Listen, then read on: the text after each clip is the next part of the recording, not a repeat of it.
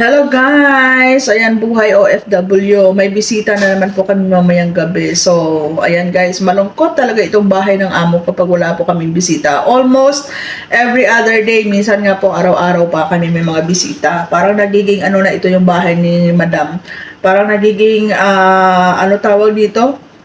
Yung ano ba, yung venue ng handaan. Ayan, minsan kahit birthday ng mga anak ng mga friends niya dito sineselebrate, birthday ng mga friends niya dito sineselebrate. Ewan ko po guys kung bakit gustong gusto nila dito. Kahit pa dati na hindi pa kami lumipat ng bahay doon pa sa lumang bahay. Yun na po talaga yung nangyayari sa buhay namin. So ayan guys, no, for tonight, ang amin na namang ihanda ay hotpot. Ayan, so naka-ready na po dito yung yung soap ko mamaya. Isa para sa spicy, yung isa para hindi spicy. So ito lalagyan ko mamaya ng apitan. Ayan, yung ano ba tawag ito? Parang black egg. Ayan, tapos tofu, yung tofu yung doon sa loob ng ref. So i-ready ko na yung mga ilalagay ko na sa lagayan ito.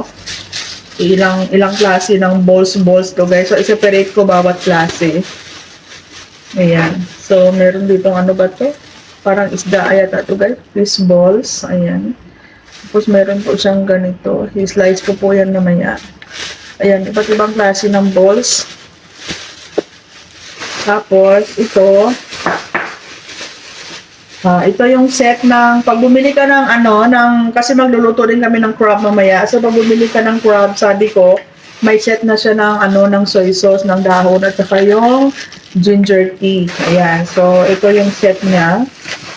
And then, dalawang klase ng mushroom. Ayan, so ihugasan ko din siya. This one is, ito parang ano nga tawag dito. Ayan. Basta ewan. So, lalagay ko dito lagayan. And then, dito may another balls pa ulit. Ayan, so isa-separate ko din po yan. And then, ito beef balls. Tapos ito, yellow bean, ano tawag dito guys. Ayan, basta, wala na. Tapos ito, chicharon na balat ng isda. Ayan, dito lang ako nakikita na ang balat ng isda pala pwedeng gawin chicharon. At masarap siya guys. Actually, nakain ko na yung ibang piraso dito. Magtaka si amo mamaya, bakit parang kumunti. Ito, masarap pala ito guys, no? Balat ng isda na chicharon. Tapos, nakaready na yung aking vegetables. Dalawang klase ng vegetables. Tapos itong green onions, hiwain ko mamaya na maliliit. And then, ito yung aming karne ng baka. Ayan guys. So, naka-slice na siya. Ay, hindi ko na muna bubuksan. Ayan no. Yung parang strip ng karne ng baka. Ayan, at syempre, dahil magluluto din kami ng crab. Ayan. Dahil uso po ang crab ngayon, season ng crab, kaya hindi talaga mawala yung crab. And as requested by guest namin na magluluto ng crab. So, ayan guys, nilagay ko muna dito sa loob ng ref. Tinabunan ko siya ng towel na basa para hindi siya mamatay. So, ayan, gumagalaw-galaw pa yung kanyang kamay.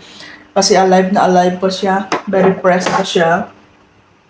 Ayan guys, so marami yan. 10 yata ito. 4, 5, oo, 10 na naman siya guys. So, bali 2 batch ko na naman lulutuin yun mamaya. 5 bawat batch. So, ayan. So, busy na naman tayo. And then, magluluto ako ng rice. Pero, para lang sa akin kasi pag nag-hotpot sila, hindi na yan sila kumakain ng kanin.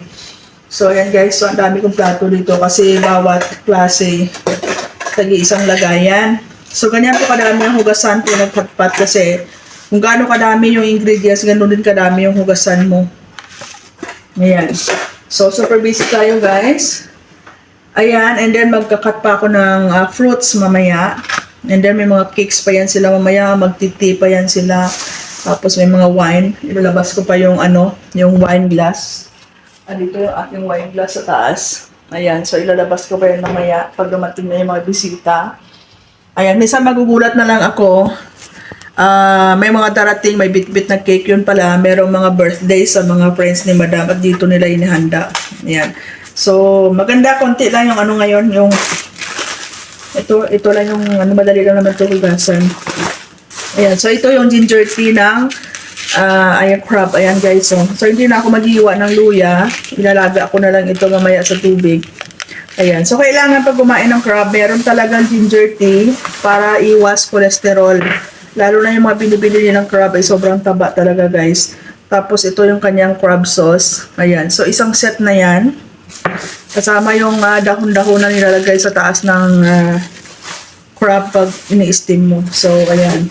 So, although na dito, medyo trabahoso, pero madali lang naman, guys, no? Napaka-easy lang ng ano dito, pag-prepare, ayan, no? So, ayan guys, magsa-start na ako, but before that, magkakape muna ako, and then, bakbakan na.